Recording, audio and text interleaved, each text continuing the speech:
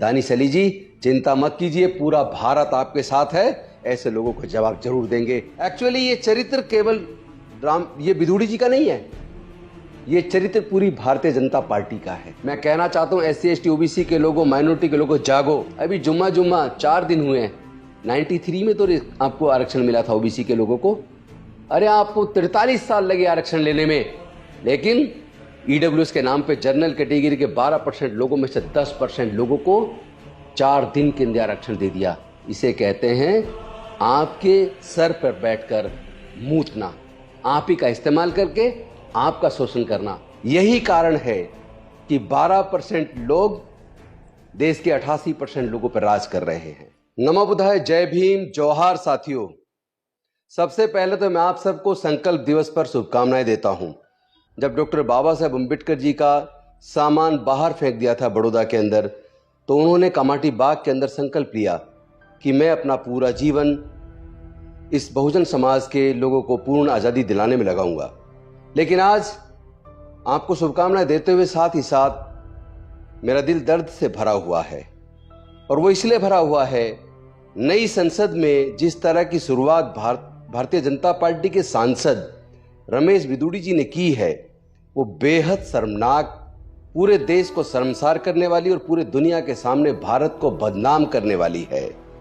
लगता है जैसे कि वो सांसद नहीं बल्कि पूरे समाज में आतंक पैदा करना चाहते हैं, पूरे मुस्लिम समाज को डराना चाहते हैं। एक्चुअली ये चरित्र केवल ये विदुड़ी जी का नहीं है, ये चरित्र पूरी भारतीय जनता पार्टी का है। दानिश अली जी, मैं बड़ोदरा में संकल्प भूमि में था, गुजरात में। मैंने वहां आपकी वीडियो देखी, और जिस तरह सौरभ शुक्ला आपसे जवाब मांग रहे थे, और आप जिस तरह आपकी आंखों में एकदम तुरंत आंसू निकल आ रहे, आपने कोई जवाब नहीं दिया और आप अंदर चले गए, ऐसा देखकर मेरा भी दिल दहल गया, मेरा भी मन रो उठा कि भारत ऐसे में बचेगा या नहीं बचेगा। ये लोग तो देश को तोड़ना चाहते हैं, लेकिन आप चिंता मत करना, पूरा भारत आपके साथ है, हम भी आपके साथ हैं। ये भारतीय जनता पार्टी के लोग, मैं पहले से कहता आया हूं, ये देश को तोड़ना चाहते हैं, ये देश के दुश्मन है, यही देश में आतंकवाद पैदा करना चाहते हैं। इनसे बचने की जरूरत है। अपने आंखें खोलो, SC ST OBC और माइनॉरिटी के लोगों, अपनी आंखें खोलो। और दूसरा ध्यान रहे, SC ST OBC का ही हमेशा ये लोग इस्तेमाल करते हैं। विदुड़ी जी किस तरह OBC का होने के बावजूद जातिगत जनगणना के लिए उनकी सरकार ने साफ मना कर दिया, उन्होंने उफ तक नहीं किया।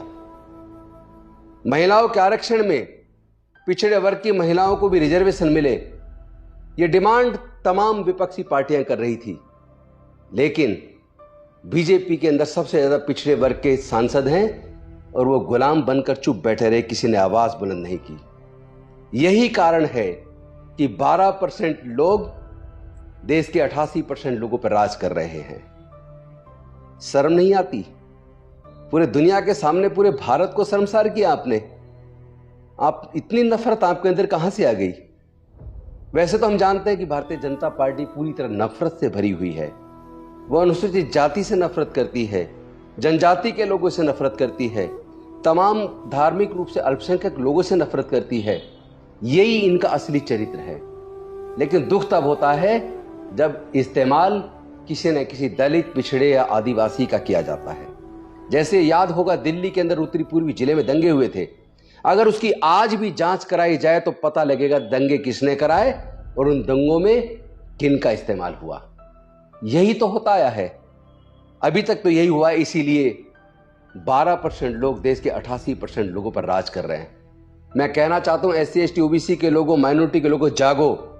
ये हिंदू मुसलमान करवाएंगे, कभी ये हिंदू नॉन हिंदू करवाएंगे, कभी ये दलित को पिछड़ों से पिटवाएंगे, कभी ये आदिवासी को पिटवाएंगे।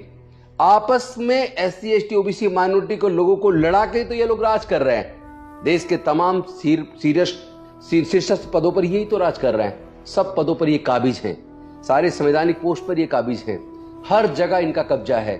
ध्यान रहे, अगर आज भी आपकी आंखें नहीं खुली तो SC ST OBC और माइनॉरिटी को फिर से पूरी तरह गुलाम होना पड़ेगा। और ये केवल उनकी गुलामी नहीं होगी, ये पूरे भारत की गुलामी होगी। अगर आपको भारत से प्यार है, अगर आपको अपने बच्चों से प्यार है, अगर आप अपने बच्चों को फिर से गुलाम नहीं देखना चाहते, तो मैं SC ST OBC के और माइनॉरिटी के लोगों से निवेदन करता हूं, एकजुट हो जाओ और किसी भी कीमत पर अपना इस्तेमाल मत होने दो। आपस में लड़ने की जरूरत नहीं है, आपस में एकजुट होकर अपने हक अधिकार के लिए लड़ो, अपने इज्जत के लिए लड़ो, अपने मान सम्मान के लिए लड़ो, स्वाभिमान के लिए लड़ो। बहन बेटी की इज्जत हमारी की लुटती है, लूटता कौन है? लूटने वालों के फेवर में खड़ा कौन होता है? आपके हक अधिकार को लूटता कौन है? कभी सोचा आपने? कभी सोचेंगे या नहीं सोचेंगे? अभी तो 75 साल हुए आजादी के, अभी जो डॉक्टर बाबा साहेब अम्बेडकर ने दिया था 70% छीन चुका है। याद रहे, एजुकेशन महंगा करके आपसे एजुकेशन छीन ली गई है, सरकारी संस्थान प्राइवेटाइज करके आपकी नौकरी छीन ली गई है। अभी जुम्मा 4 दिन हुए हैं, 93 में तो आपको आरक्षण मिला था ओबीसी के लोगों को। अरे आपको 43 साल लगे आरक्षण लेने में, लेकिन ईडब्ल्यूएस के नाम पे जनरल कैटेगरी के 12% लोगों में से 10% लोगों को 4 दिन के अंदर आरक्षण दे दिया। इसे कहते हैं आपके सर पर बैठकर मूतना, आप ही का इस्तेमाल करके आपका शोषण करना।